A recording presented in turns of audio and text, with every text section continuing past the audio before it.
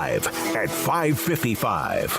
Already filed under protest by our producer, Garrett Ross, because I left somebody off this list. Yes, you did. It shouldn't have happened. It was a little bit of recency bias. We but never ran, by the way, those pictures on the air. We only looked at them in a break. I just want to make sure we're on the record. No. Craig, like there's a division. It's 3-2 with 2 abstaining. Those, if they ever want to beat food ever again. The guys that take Here's the deal. the most are apparently saying. Here's what just happened. Craig and Jacob and I are being honest and telling you things, and then Smokey is pulling well, if you're really loyal to me, you'll lie about it. I will buy you off. Yeah. All right. When are you running for a government position? Yeah. Seems like you've Yeah. Top 5 all-time transfer QBs. Joe Burrow was left off this list. I will admit that he should have been on the list. But I had kind of an idea in my head when I was doing this to kind of build up a level to it, and he probably would have pushed her down. You forgot about it? I forgot about Joe Burrow. Yes. Paul, I'll just say, I don't even know who's on your list, but there's no probably. He definitely would have been on the list. He would have been on the list. He probably would have been number 1 or 2. If you would have thought of him. He would have been number 1 or 2. I didn't think of Joe Burrow, but he would have been number 1 or 2. But here's the top 5, and I was kind of going through some interesting ones, and one of them is a guy that nobody thinks about anymore, but he swung the balance of power in a league for a year, and that was Jacob Coker at Alabama, transferred from FSU. Won the national championship at Alabama. Alabama was kind of thirsty for a quarterback at the time, and Jacob Coker came in, finally won the job, and won the national championship in 2015. He would have started at Florida State the exact same year, but he transferred out to try and win the job at Alabama because he wasn't going to play in 2014 over Jameis Winston, the defending Heisman Trophy winner. But Jacob Coker came in, transferred, won a national title. So he jumps up on a list that should include Joe Burrow, I know, but and that would not include him if I had. So Jacob would bump. He'd be bumped. He'd be bumped. He'd be off the island. Yeah, because I did bump Troy Aikman off the list, but we'll get to that in a second. Number 4, Scott Frost. This one was for you, Smokey. Yeah, no. Scott Frost. And his first year with Nebraska followed Frazier, Behringer, and he was perfect. Man, and he was perfect for the offense once he was able to get accustomed to it because he's an incredible athlete. He was strong and physical. And, I enjoyed watching Scott Frost run the Wasn't his mom an was Olympian? hella fun to watch. Yeah. Just running through dudes. Yeah. I loved it.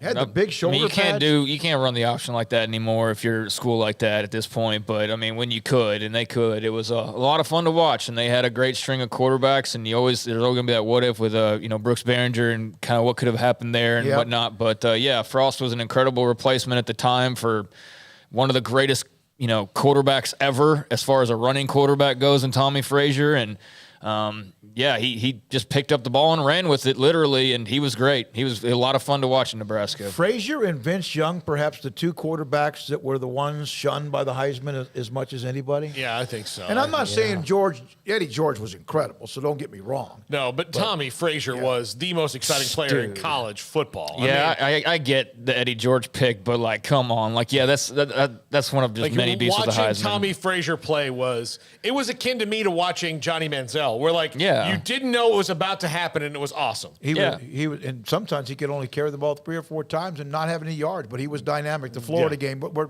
off. Oh yeah, that was my favorite. number 3. So was mine. My best friend, I think, cried a little. That was probably right before the SEC started to kind of, not quite right before, but you're right. Soon before they started to kind of take over their dominance. Yeah, number 3, Russell Wilson.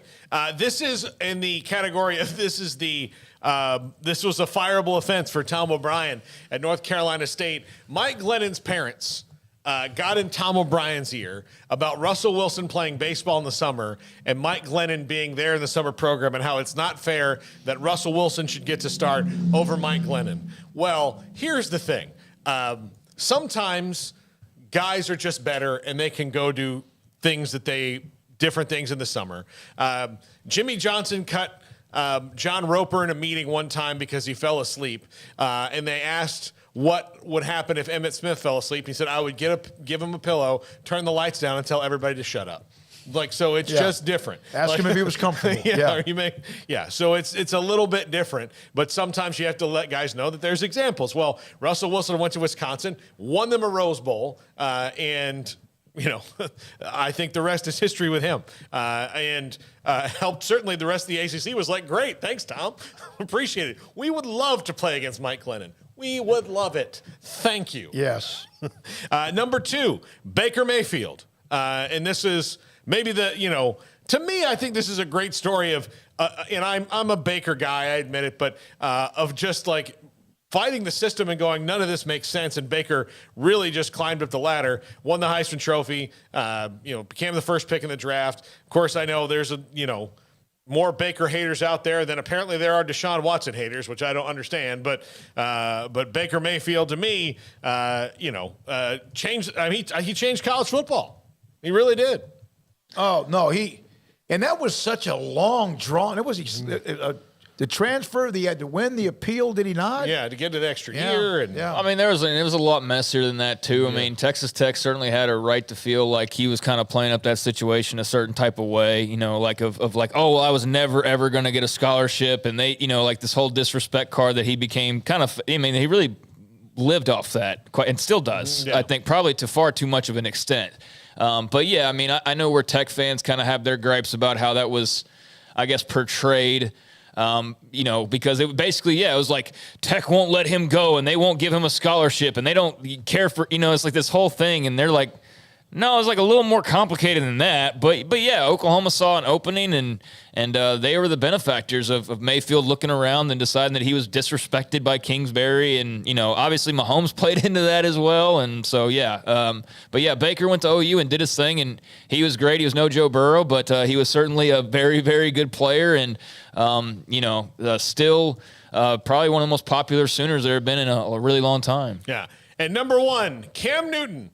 This one, well, you put the Blend logo on there, but you could also have put the little chomps on there too. Cam Newton, to me, especially given what was going on in the rest of the team and some of the people that were on that Gator team, he got kicked off of Florida because, look, he should have been disciplined. Absolutely. He stole someone's laptop, and when the police came to ask him about it, he chucked it out the window. So not only was it a terrible crime, it was a stupid crime, and Cam Newton deserved to be punished. And he was kicked off of the Gators team. But that decision to kick him off, while some of the dudes that were on there, one of whom was Aaron Hernandez, led Florida to not winning another national championship since they kicked him off the team. And it led Auburn to their greatest season in history, and him being maybe the most dominant individual player in the decade that he played in college football. So while I am not excusing him stealing a laptop, I'm just saying that the judicial system on Urban Meyer's team makes no sense. In that he was kicked off the team and sent packing, and there were other guys who committed far worse crimes that we know about that got to stay. So, Cam Newton, number 1, of course, won at Blinn, won the national championship at Blinn. So who kicked him off the team? Urban did.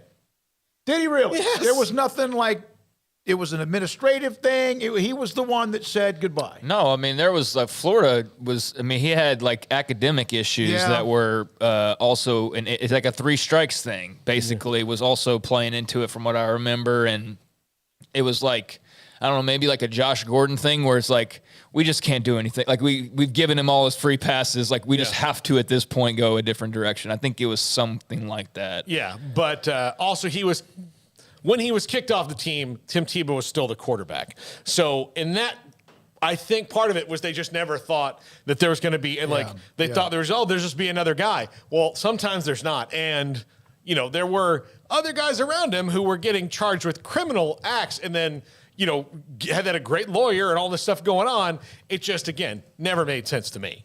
Why that one, especially in hindsight. I get the academic part of it, but. Woo, he was amazing. That Auburn team. Yeah. Man. I would love to see like a secondary level of the transfers. Honorable mention was Troy Aikman. at UCLA because UCLA hasn't had back-to-back 10-win seasons since Troy Aikman left. And that's been a very long time. He's already in the NFL Hall of Fame and won 3 Super Bowls with the Cowboys. So a lot of things have not happened since Troy Aikman left places. So I'm worried about what's going to happen to the Fox Corporation, not just with ESPN. Man. When Troy Aikman leaves, you've got droughts coming. Yeah, Miami beat them 27-14, and that led to Jamel Holloway and obviously a national championship with him in '85. And, of course, my apologies to Joe Burrow. You should really be on the list. Sorry about that. That's too late. It's too late now. Levi, thank you. Also, Emery and Garrett for having my back on the Smoke Bar.